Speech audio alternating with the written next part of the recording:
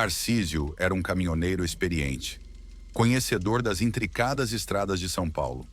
Por 30 anos ele havia cruzado essas vias, transportando mercadorias de norte a sul, enfrentando sol escaldante e chuvas torrenciais. Em uma dessas jornadas, um evento estranho e terrível marcou sua vida de forma indelével. Era uma segunda-feira chuvosa e a BR em Guaratuba estava particularmente perigosa. Desde o fim de semana, a região havia sido açoitada por chuvas intensas.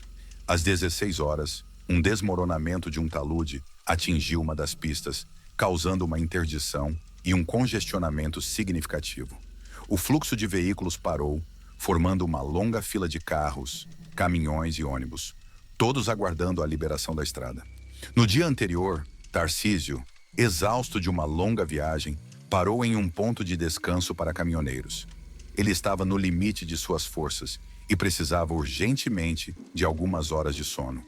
Estacionou seu caminhão e, ao deitar na cama do veículo, caiu em um sono profundo. Foi então que teve um sonho inquietante. No sonho, ele estava em uma estrada desconhecida, cercada por uma espessa neblina branca. No meio dessa neblina, viu a figura de um homem envolto em fumaça. O homem caminhava em direção a um precipício, sem perceber o perigo iminente. De repente, o solo sob os pés do homem desmoronou e ele caiu, desaparecendo na fumaça. Antes de cair, Tarcísio notou uma cicatriz no antebraço do homem, uma marca inconfundível. Ao acordar, Tarcísio estava suando frio.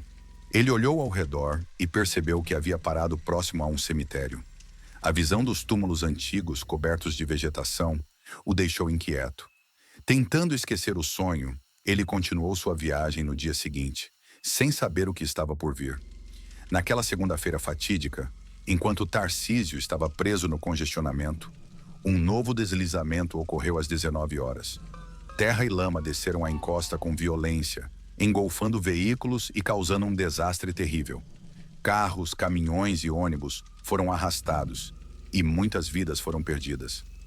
Tarcísio estava entre os veículos atingidos, mas por um milagre, ele sobreviveu. O caminhão foi parcialmente coberto pela lama, mas ele conseguiu escapar com vida.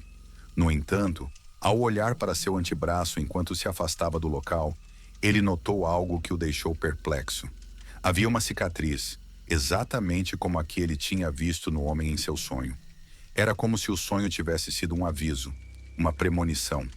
Após esse evento, Tarcísio decidiu que era hora de se aposentar.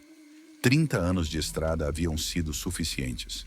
A estranheza do sonho, a visão do homem na fumaça e a cicatriz inexplicável o assombraram por muito tempo. Ele nunca conseguiu esquecer aquela noite perturbadora e o desastre que se seguiu. Encerrando sua carreira, Tarcísio passou a viver com sua família, sempre grato por ter sobrevivido, mas com a cicatriz como um lembrete constante do que aconteceu naquele dia sombrio. José estava dirigindo lentamente pelo caminho que levava ao velório de seu amigo, Sampaio. Os dois tinham sido companheiros de estrada por muitos anos, compartilhando histórias, risadas e momentos de tensão nas longas noites de viagem. Mas agora, José estava sozinho, com o coração pesado pela perda. A memória daquela noite fatídica voltou com força total. Eles estavam em uma rota familiar, entre pequenas cidades do interior, quando viram uma figura ao longe na estrada. Era uma pessoa de aparência estranha, com roupas antiquadas e um olhar distante. Preocupados, José e Sampaio pararam o caminhão e ofereceram carona. "Obrigado, mas não posso ir com vocês. Para onde eu vou, só um de vocês pode me acompanhar", disse a figura de forma enigmática. José e Sampaio se entreolharam, desconfiados. Aquilo não fazia o menor sentido. Sampaio, sempre o mais cético dos dois, riu e disse: "Essa foi a maior besteira que eu já ouvi. Vamos embora, José." Eles seguiram viagem, mas a estranheza do encontro não os abandonou. Mais à frente, viram a mesma figura novamente, agora parada à beira de um cemitério à margem da estrada. A visão foi perturbadora e José sentiu um calafrio percorrer sua espinha, mas Sampaio insistiu que era apenas coincidência. No dia seguinte, enquanto conduzia seu caminhão por uma estrada sinuosa, Sampaio perdeu o controle do veículo em uma curva acentuada. O caminhão deslizou, bateu em um barranco e capotou. Sampaio não resistiu aos ferimentos e faleceu no local. José foi um dos primeiros a receber a notícia, e a dor que sentiu foi insuportável. Ele nunca conseguiu esquecer o estranho aviso da figura na estrada. Agora parado em frente ao caixão de Sampaio, José não conseguia afastar a sensação de que aquele encontro misterioso tinha sido um presságio. Ele olhou para o rosto sereno de Sampaio pela última vez e se lembrou das palavras da figura. Para onde eu vou, só um de vocês pode me acompanhar. A dor da perda era profunda, mas José sabia que tinha que continuar.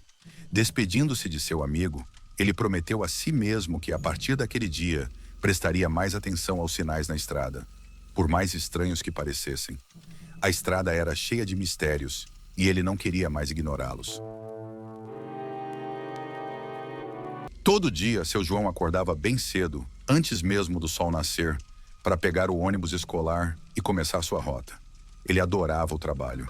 Levar as crianças do interior para uma escola em Juazeiro do Norte era uma missão que ele cumpria com alegria. O barulho das crianças, as risadas, as histórias que elas contavam, tudo isso fazia parte da sua rotina e ele não trocaria por nada. Naquela manhã, ele acordou um pouco mais tarde que o usual, porque precisava levar o ônibus para uma manutenção. O bicho tá rangendo mais que uma porta velha, pensou ele, rindo sozinho. Depois de deixar as crianças na escola, ele seguiu para uma oficina. Enquanto esperava o serviço ser feito, ficou pensando nas histórias que as crianças contavam sobre o cemitério perto da ponte. Diziam que uma criança havia morrido ali muitos anos atrás e que seu espírito ainda vagava por lá. João sempre ria dessas histórias. Achava tudo uma grande bobagem. Com o ônibus revisado, ele decidiu passar pelo cemitério na volta para casa. Mais por curiosidade que por qualquer outra coisa. Estava sozinho, sem a algazarra das crianças para lhe fazer companhia.